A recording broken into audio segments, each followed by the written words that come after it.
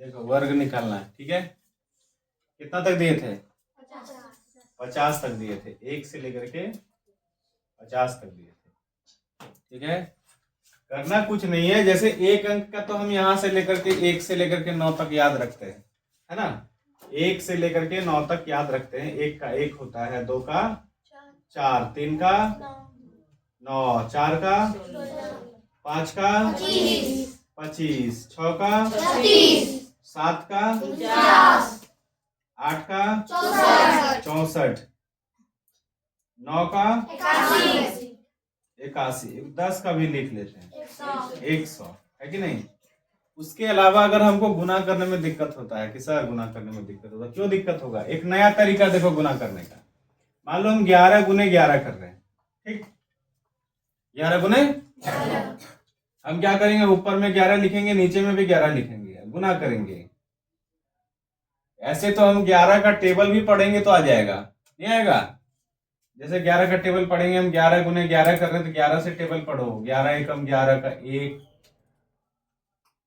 नहीं, और 11 एकम 11 और एक हाथ में था, कितना हुआ? 12।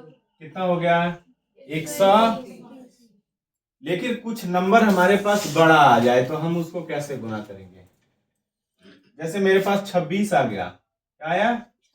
26 गुने, तो फिर या तो कोई ऐसा करेगा क्या कि 26 गुने 26 करेगा, 2 अंक वाला गुना करेगा, 6 गुने 6 36 हो गया, 36 का 6 लिखा हाथ में, कितना बचा? 3, 6 दूना 12, 12 और 3 15। फिर क्या करेगा, इसका स्पेस छोड़ देगा खाली, फिर इससे गुना करेगा, इसके सामने से 2 6 12 हो गया का 2, हाथ में बच गया 1, 2 दूना 4 और 1 5।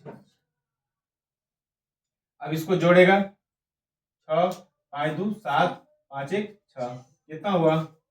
676 हो गया। एक तो हम ऐसे गुना करते हैं, बचपन से करते आए हैं। अगर थोड़ा सा इसको अलग तरीके से इसको ट्रिक अपना लिया जाए कि सर इसमें से जल्दी हो सकता है क्या? एकदम जल्दी होगा। जैसे 26 गुने 26 है ना, 26 गुने, तो क्या करो, इसको ऐसे गुना करो, पहले ऐसे गुना करो, ठीक है, यानी इस तरह से गुना होगा ये दोनों, 6 गुने 6। फिर क्या करो, क्रॉस गुना करो ऐसे, ठीक है। फिर इधर से भी क्या करो, क्रॉस गुना करो, यानी 2 गुने 6, फिर 2 गुने 6, और फिर इन दोनों को क्या करो, ऐसे गुना करो कॉलम में। समझ गए कैसे होगा? देखो यहाँ पे 6 गुने 6 करेंगे तो कितना हो जाएगा, कितना बचा? ठीक है। फिर क्या करना है, क्रॉस करना है, 6 दूना 12, 6 दूना 12, नहीं, कितना हो गया? 12 और 12 कितना हो गया? 24, और हाथ में कितना बचा था? 24 3 कितना हुआ? 27 का क्या लिखेंगे? 7 लिखेंगे। हाथ में कितना बचा? अब इधर से कॉलम में फिर गुना करना, 2 दूना 4 और 2, देखो क्या आया। बात को समझे कि नहीं? अब इस तरह से तुम किसी भी संख्या को गुना करो, 2 अंक की कोई भी संख्या। मान लो हम एक तो अभी तो ये वर्ग में लिख रहे हैं, मान लो हम 78 गुना 78 लिख रहे हैं, 78 गुने, तो कैसे होगा? 8 8 64 का 4 हाथ में बच गया 6, 8 7 56, 8 7 56, 56 और 56 कितना हो गया? 112, 112 और हाथ में कितना बचा था? कितना हो जाएगा? 118 का क्या लिखेंगे? हाथ में कितना बच गया? 11। 118 ऐसे ना लिखते हैं, उसमें से 8 लिखे, ठीक है। अब 7 सते 49 और 11 60, कितना हो जाएगा? कितना हो जाएगा? 60 84, है ना आसान। और कुछ ऐसा भी है, देखो जिसको तुम लोग बनाए होगे, ये देखो, मान लो जिसके लास्ट में 5 रहता है, सेम संख्या रहता है, और भी आसान है। अच्छा इसको भी रहने देते हैं क्या? कोई संख्या है, जैसे कि मान लो उसको गुना करना है, जैसे 15 गुने 15 करना है, ठीक।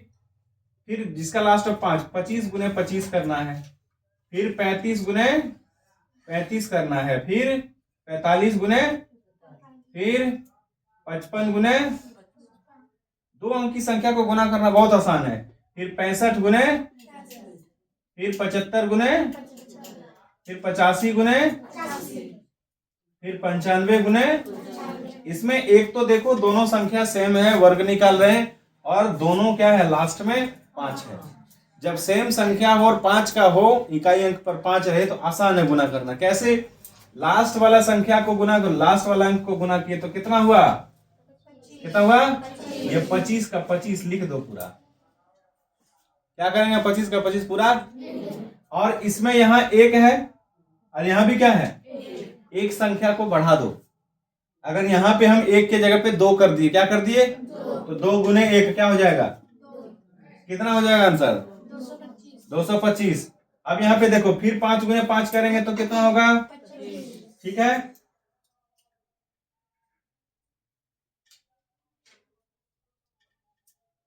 और यहाँ पे देखो, यहाँ 3 कर देंगे, यहाँ 2, कितना हो जाएगा? कितना होता है? तो 25 का 625 होता है। 35 का 5 गुने 5 कितना हुआ? यहाँ पे 3 के जगह पे क्या कर दो? 4 दिया 1200। आसान है ना? फिर यहाँ क्या करो, और यहाँ पे क्या करेंगे? 5 5 चौके, यहाँ पे बताओ कितना होगा फटाक से? यहाँ पे कितना होगा? यहाँ पे बताओ, यहाँ पे बताओ, यहाँ पे, यहाँ पे, बस सबका यही होता है ना? मैजिक जादू है कि नहीं? देखो,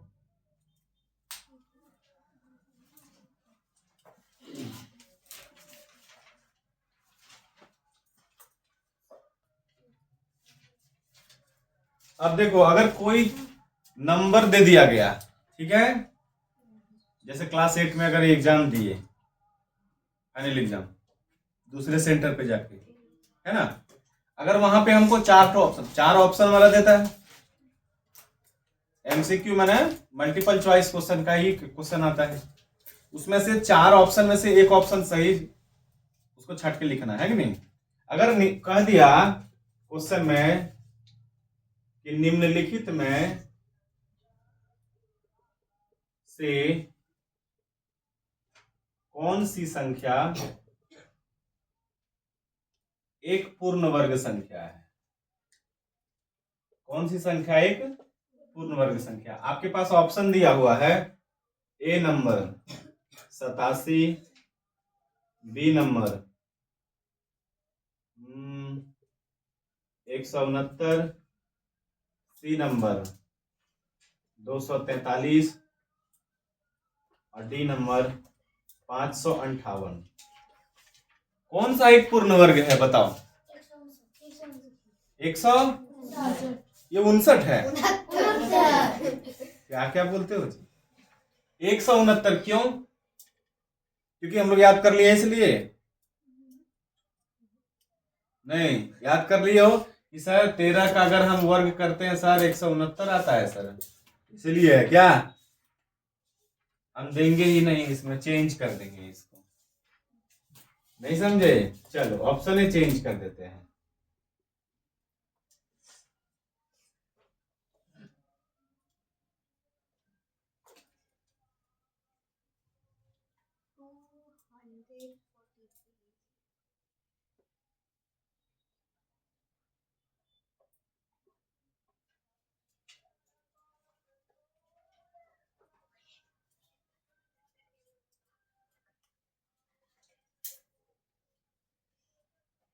ऑप्शन कोई एक डालते हैं, क्या हो गया?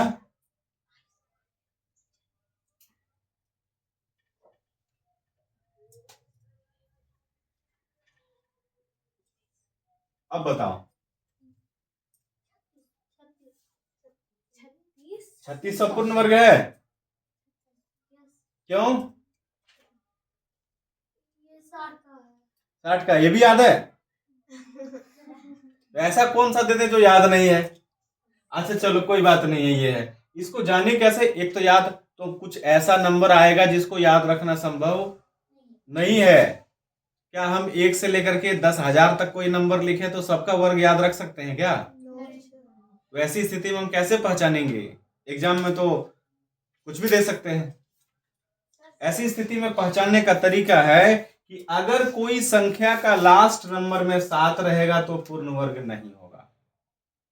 अगर किसी संख्या का इकाई अंक 7 रहा तो पूर्ण वर्ग, अगर किसी संख्या का इकाई अंक 3 रहा तो भी पूर्ण वर्ग, अगर किसी संख्या का इकाई अंक 8 रहा तो भी पूर्ण वर्ग, और एक ठो रहता है, अगर मान लो कि अगर संख्या का इकाई अंक अगर 152 लिख दिया, अगर दो भी इकाई अंक में है तो भी, इसका मतलब है अगर पूर्ण वर्ग हमको पहचानना है उसका कुछ नियम है कि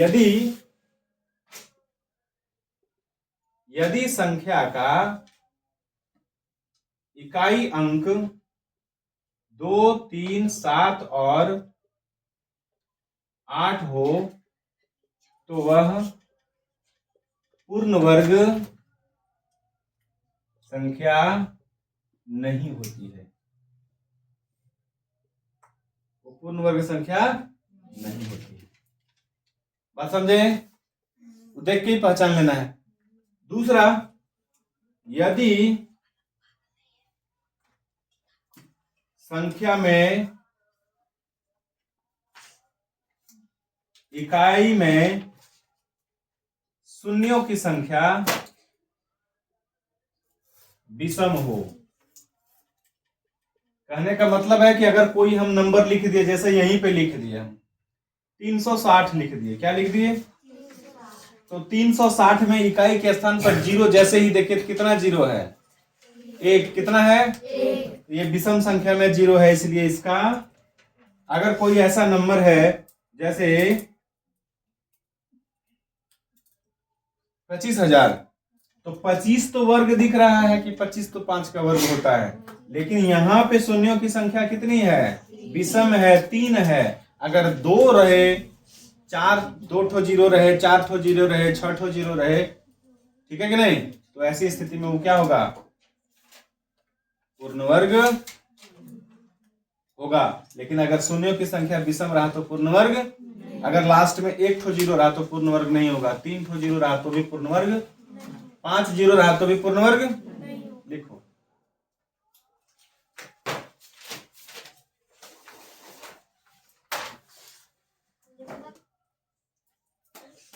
मान लो अगर आपको दिया हुआ है कि यहाँ पे 23 है, अगर इसका हम वर्ग करते हैं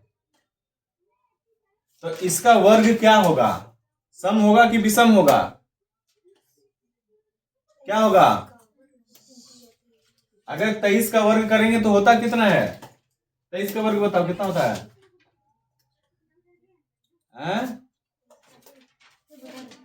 529 होता है। अब बताओ ये सम संख्या है कि विषम है?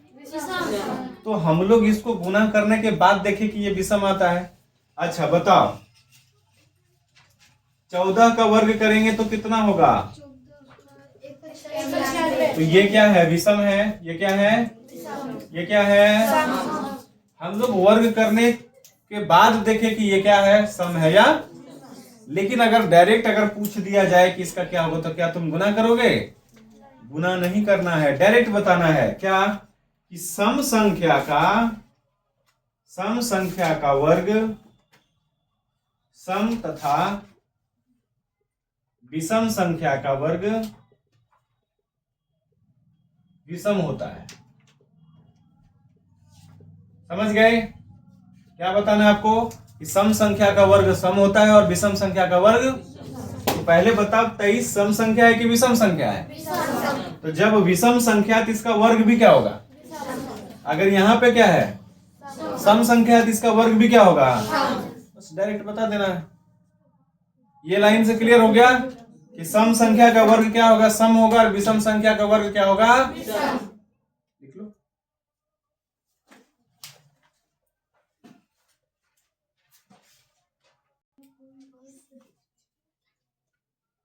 अब यहां पे पूछ रहा है संख्या के वर्ग का इकाई अंक। संख्या के वर्ग का, अब यहां आपको कोई संख्या दे दिया है 13, कहेगा इसके वर्ग का इकाई अंक, यानी 13 का पहले क्या करेंगे? वर्ग करेंगे। क्या कहेंगे? वर्ग करने के बाद कितना आएगा 100। तो इकाई अंक क्या आया, इकाई अंक क्या आया, कोई दिक्कत। अगर हमारे पास यहाँ पे रहा कोई ऐसा संख्या है जैसे 24, तो 24 का वर्ग करो कितना होगा 500। तो इकाई अंक क्या आया, तो आंसर क्या हो जाएगा, बोलो किसी को कोई दिक्कत है क्या, ठीक है। ऐसे कोई कोई ऐसा चीज है, कुछ ट्रिक ऐसा है कि जैसे 1 का वर्ग करो तो इकाई अंक क्या आएगा, इकाई अंक पे क्या आएगा, 2 का वर्ग करो तो इकाई अंक पे क्या आएगा, यानी लास्ट में अगर इकाई अंक पे रहा ये चीज, इकाई अंक मान लो 2 है, उसका वर्ग करेंगे तो लास्ट में क्या आएगा 3 का करेंगे तो क्या आएगा 9 आएगा, 4 का करेंगे तो क्या आएगा 16, इकाई अंक बताना है 6 आएगा, ठीक है। 7 का करेंगे तो 9 आएगा, 8 का करेंगे तो 5 तो बीच में छूट ही गया 6 है कि नहीं। पहले बताओ 5 का करेंगे तो क्या होगा 5 ही होगा, 6 का करेंगे तो 7 का करेंगे तो 8 का करेंगे तो और 9 का करेंगे तो वेरी गुड।